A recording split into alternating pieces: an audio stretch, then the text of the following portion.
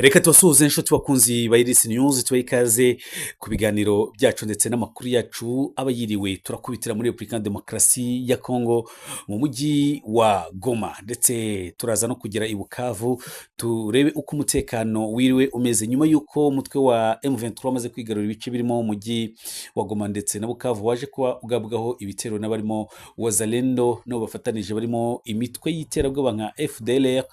Havuzwe ingabo z'u Burundi, haravugwa Sami DRC, Inisadeke, hakavugwa ndetse na MONUSCO.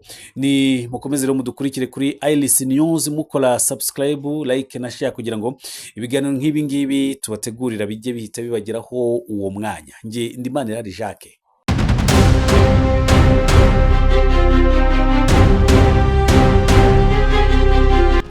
Ikaze ku biganiro byacu by'uyu munsi. Izi nkuru noneho mu by'ukuri sinavuga ngo ndazihera hehe, ariko reka tujye muri Repubulika ya Demokarasi ya Kongo, mu bice birimo Goma, turanyarukira Bukavu, tujye Walikare, aho iminsi ngira ngo uyu munsi ugiye kuba hafi umunsi wa kane umutwe wa AFC M23 ugabwaho ibitero shuma, uragabwaho ibitero shuma n'abarimo Wazalendo, ariko kuri inshuro birasa nkaho bitaboroheye. Mu ijoro ryo kuri wa gatanu, mu ijoro ryo kuri wa gatandatu rishyira kuri iki cyumweru, nibwo abagize umutwe wa Wazalendo baje kuba bigamba ko hari ibice bimwe na bimwe bamaze kwigarura. Ni ibice bivugwa ko M23 yari yarafashe, ariko M23 yari yaravuye muri ibi bice mu rwego rwo kugaragaza ko ikeneye amahoro, mu kugaragaza agahenge yari yarasabye. Ariko M23 yaje kuba ishinja leta ya Kinshasa, no kuvuga ya Antoine Felix Tshisekedi, kutubahiriza amasezerano n'agahenge k'amahoro kasabwe n'amahoro.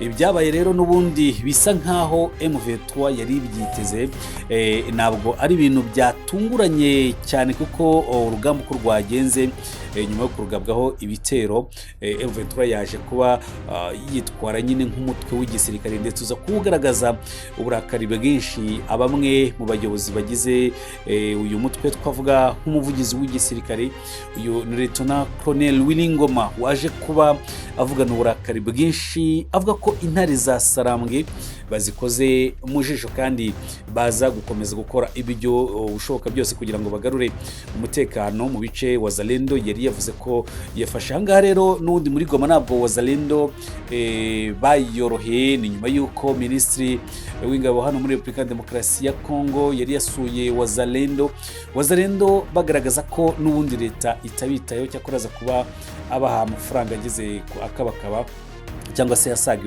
40 by'amadolari kugira ngo bayagabane. Aya mafaranga bari bababwiye ko ari agahimbaza musiki, nyuma y'uko kandi abari ku rugamba cyangwa se ku ruhembe rw'intambara bemerewe amafaranga agera kuri 500 y'amadolari ku kwezi.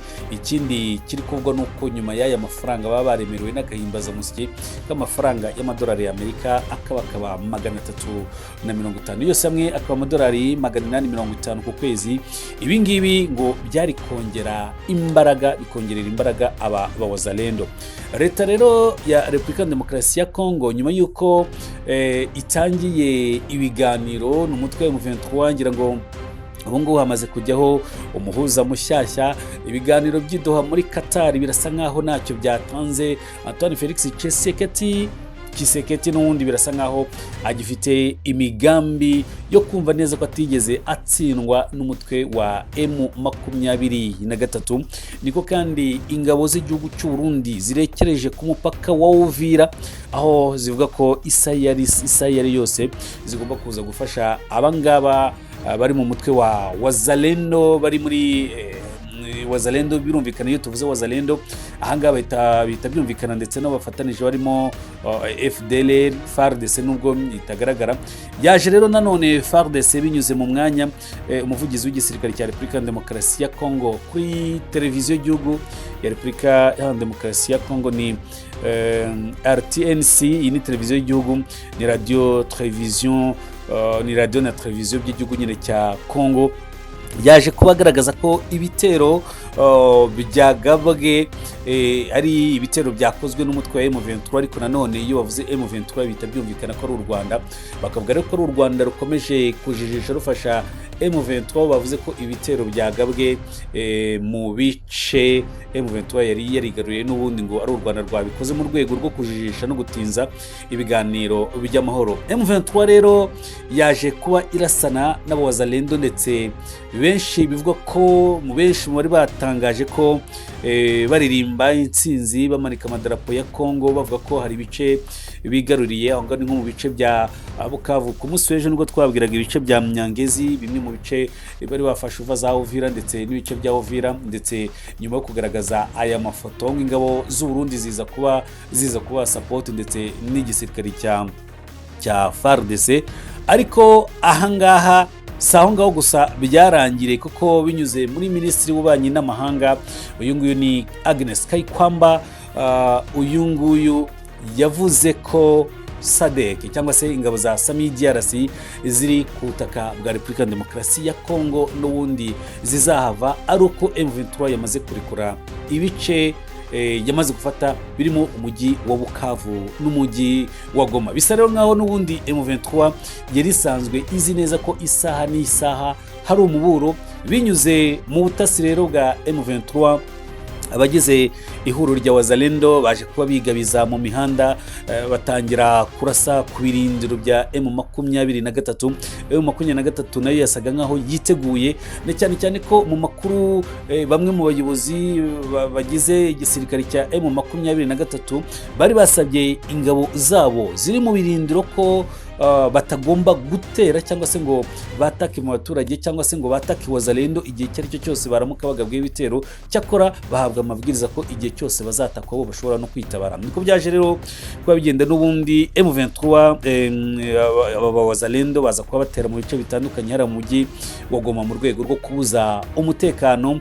Ariko mu kanya gato nk'ako guhumbya n'urugamba rutamaze amasaha 28 nk'uko benshi bari biteze ko nyuma yo kumva amasasu menshi abaturage batangira kuvuga ngo umutekano wa M23 wiyiseje n'ubundi nta kintu kiri gukorwa.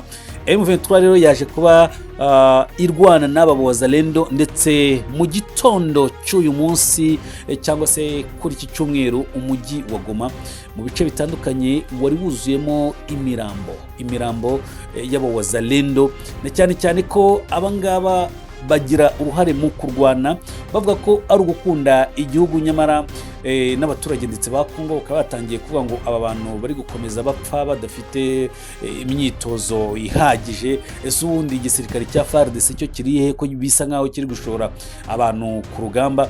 Ariko nanone andi makuru bikavuga ko ibi byose kuba SADC itaratanga igihe runaka cyo kuba yavuye muri Repubulika ya Demokarasi ya Kongo ni nyuma y'uko mu kwezi gushize uyu mutwe wa SADC wari wagiranye ibiganiro n'umutwe wa M26, habaho amasezerano y'uko bagomba gusana ikibuga cya Goma vuba na bwangu, kubera inzitizi y'uko iki kibuga ubwo FARDC yahavaga yahasize hateze ibisasu haba ku modoka zikigaragara muri iki kibuga, imodoka za gisirikari ndetse n'amasasu menshi yahafatiwe. SADC rero nyuma yo kwemerera umutwe wa M23 ko uzataha, na nyuma y'uko nanone SADC cyangwa se Cyril Ramaphosa perezida wa Afurika y'Epfo yaje kubagaragaza ko uyu mutwe ashinja leta y'u Rwanda avuga RDF ko ari igisirikari kidashobotse, bikaza gukurura umwuka utari mwiza hagati y'u Rwanda na South Africa. Ikimwaro gikomeje kunyura abanya South Africa benshi, na nyuma y'uko kandi Cyril Ramaphosa mu nteko ya Afurika y'Epfo naho bitari byoroshye, asa nk'uwicariye ishyiga rishyushye, na cyane cyane ko ahangaha muri SADC uyu Cyril Ramaphosa yavugaga ko u Rwanda rwo rwateye muri Kongo, ndetse ngo Afurika y'Epfo yanagaragazaga ko yiteguye kuba yagirana intambara n'u Rwanda. Ariko mukuru w'igihugu nawe aza kuba agaragaza ko nabwoba atewe n'iki gisirikari, ndetse amagambo menshi yagiye avuga ko n'ubundi abatsinzwe n'umutwe wa M23 badashobora gupfa guhangara u Rwanda. Ibi byose rero biranavuga nanone mu gihe u Rwanda rwo bivugwa ko rukomeje kwanduranya Kongo, kutubahiriza ubusugire bwa Repubulika Demokarasi ya Kongo, ariko u Rwanda mu bisobanuro rugenda rutanga rukagaragaza ko icyo rukora ari ubwirinzi ku mupaka warwo n'iki igihugu cyo bakora ari ubwirinzi, cyane cyane ko u Rwanda ruzi neza ko rufite umwanzi ari we FDLR, uyu nguyu wasize akoze jenoside hano mu Rwanda, n'ubundi bikorwa ko imigambi ya FDLR bafatanije n'abazalendo mu nkunga bakomeza guterwa na Repubulika Demokarasi ya Kongo, n'ubundi imigambi bari bafite itararangira. Hano rero muri Kongo icyo twavuga nuko muri iryo joro tugaruke noneho ku ntambara nyirizina yaraye ibaye. Ni intambara yaje ko yumvikanamo urusaku rw'amasasu menshi, rw'imbunda nini ndetse n'intoya, ndetse wazalendo bitwa aba wazalendo bavuga ko bari bafashe ibice bitandukanye baje kuba bahapfira benshi. Ibi rero byaje kuba bibabaza Repubulika Demokarasi ya Kongo nyuma yaho umutwe wa M23 AFC M23 wahise usohora itangazo ugaragaza ko ibi byose ababiri inyuma ari ubutegetsi bwa Antoine Felix Tshisekedi na leta ya Kinshasa, cyane cyane ko badashaka ibiganiro by'amahoro, ndetse M23 ihita igaragaza ko ibingibi babikoze babikoranye ubugambanyi bukomeye. Abashinjwa ubugambanyi ni bande? Abari gushinjwa ubugambanyi harimo igisirikari cya Afurika y'Epfo, iyi ni SADC, ni SAMIDRC nyine, ni ingabo zo muri SADC zikiri hariya muri MONUSCO muri Repubulika Demokarasi ya Kongo, ndetse M23 yaje kuba isaba bwangu ndetse inategeka ko abasirikari ba SADC bari kuri ubu butaka bagomba kubuvaho ku neza, kandi ndetse nk'uko hari amasezerano yari yabayeho mbere bifuza gukora ikibuga cya Goma kugira ngo ari cyo banyuraho. Ibi ngibi M23 yaje kuba ibihindura, ivuga ko abasirikare inzira basigaranye ari imwe, ari y'ukwemera bakamanika amaboko bagaca ku butaka bw'u Rwanda. Ikindi nuko mu byo bari bemeranijemo harimo ko igisirikare cya SANDF, igisirikare cya Afurika y'Epfo, SAMIDRC, SADC, ibikoresho bafite hariya muri MONUSCO n'undi bazabicyura ubwo bazaba basubiye mu bihugu byabo. Ariko ibi ngibi nabyo M23 yaje kuba ibafata nk'abagambanyi bakomeye, ibafata nk'abantu badakwiye kuba bizerwa, ivuga ko ibi bikoresho byose n'ubundi bizasigara ku butaka bwa Repubulika Demokarasi ya Kongo.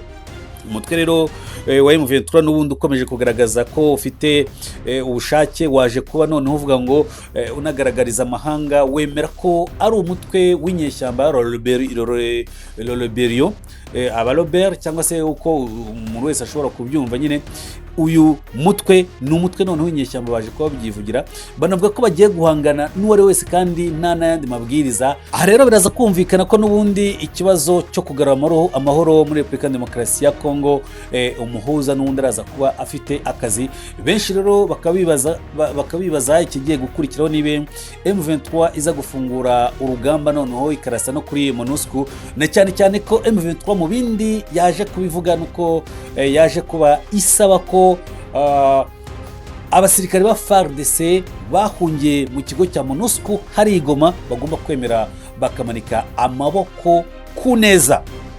MONUSCO nayo kandi igasabwa guhita isubira mu bihugu byayo, SADC nayo igataha. Baribaza rero nibe akanama k'umuryango w'abibumbye gashobora kwemera ko MONUSCO ishobora kuva hariya mu burasirazuba bwa Repubulika Demokarasi ya Kongo. Ariko nanone abantu bakavuga ati ubundi nibe MONUSCO itarigeze yumva intego zayo zo kugarura amahoro muri Repubulika Demokarasi ya Kongo, MONUSCO nibe yumva ko ibangamiwe na M23, kandi M23 ariyo ikontorora ibice binini mu mujyi wa Goma ndetse na Bukavu, MONUSCO yo iracyamara iki muri Repubulika Demokarasi ya Kongo? Abaturage nabo bakavuga ko abangaba n'ubundi mu myaka 30 ishize, mu myaka 25 ishize nk'uko byagiye bigenda bigarukwa na bamwe mu bayobozi hano ku mugabane wa Afurika, ko MONUSCO nta kintu yigeze ikora, ahubwo yakomeje gutiza umurindi ibikorwa by'urugomo n'inzangano n'amacakubiri muri Repubulika Demokarasi ya Kongo. Ibitero rero n'ubundi nk'ibi ngibi ni ibitero byongeye kuba bivugamo abarimo umutwe wa M23 nyine waje kuhangana n'abarimo FDLR, uhangana na wazalendo n'indi mitwe, ari nako nanone igisirikare cy'u Burundi nacyo gikomeza kugenda cyohereza ingabo. Yewe hari n'andi makuru biri kugwa neza ko ari n'ingabo z'u Burundi muri bitero haba mu byagabwe na Wazalendo mu mujyi wa Bukavu, ko hari bamwe mu basirikare mu gihugu cy'u Burundi baba bamaze kuba bafatwa.